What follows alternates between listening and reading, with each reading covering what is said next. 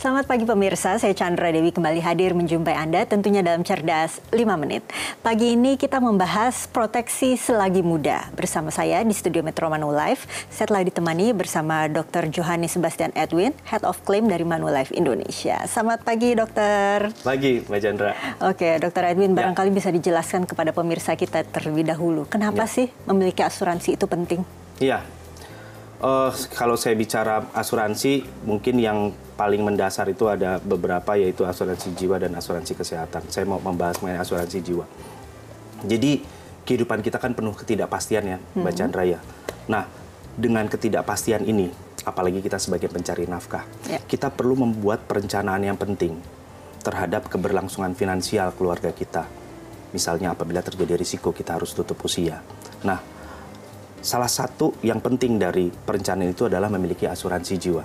Dengan memiliki asuransi jiwa itu menjamin keluarga kita untuk tetap mempunyai keberlangsungan finansial yang baik, walaupun kita sudah tidak ada. Sebetulnya bagi mereka yang masih pemula, terlebih dahulu harus memiliki asuransi apa? Ya, kalau bicara mengenai kebutuhan asuransi apa yang pertama kali atau prioritas apa yang dimiliki, sebenarnya kita tidak lepas dari tahapan kehidupan dan kebutuhan prioritas.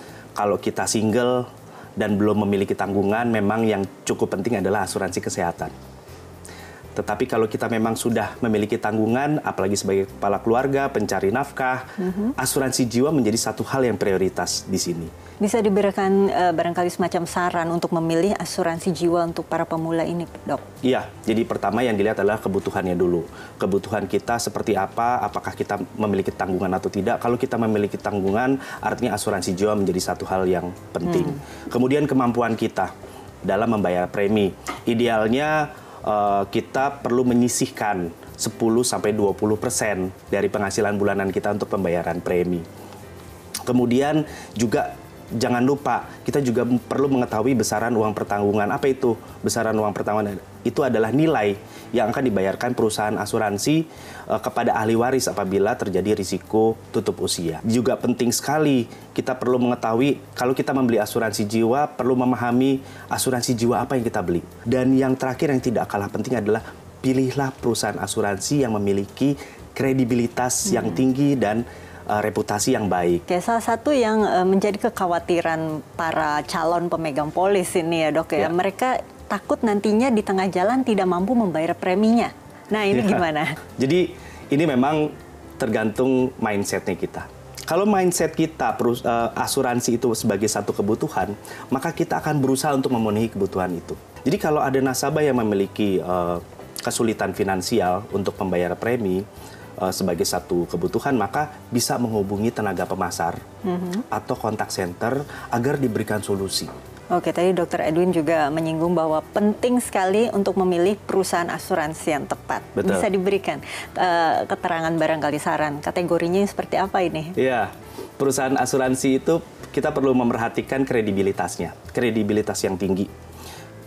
Kriteria utama dari kredibilitas perusahaan asuransi pertama adalah terdaftar dan diawasi oleh Otoritas Jasa Keuangan atau OJK. Kemudian kita juga bisa melihat kredibilitas perusahaan asuransi itu dari laporan keuangan tahunannya. Salah satunya adalah risk based capital atau RBC. Nah, pemerintah mensyaratkan RBC minimal dari perusahaan asuransi adalah 120%. Sedangkan Manulife Indonesia tahun 2018 mencatat RBC itu 461%. Ini menjadi satu hal yang bisa menjadi perhatian terhadap kredibilitas perusahaan. Selain itu juga jangan lupa perhatikan pemberitaan dari perusahaan asuransi tersebut. Bagaimana pemberitaannya? Apakah ada pemberitaan positif, penghargaan apa yang diterima oleh perusahaan asuransi? Nah, hal-hal ini yang menjadi satu komponen-komponen yang penting untuk melihat apakah perusahaan asuransi mempunyai kredibilitas yang tinggi dan reputasi yang baik. Baiklah, Dr. Edwin, terima kasih banyak atas saran-sarannya ya dok ya. Dan pemirsa, demikianlah Cerdas 5 Menit, Cerdas Finansial untuk episode kali ini. Saya Chandra Dewi, terima kasih dan sampai jumpa.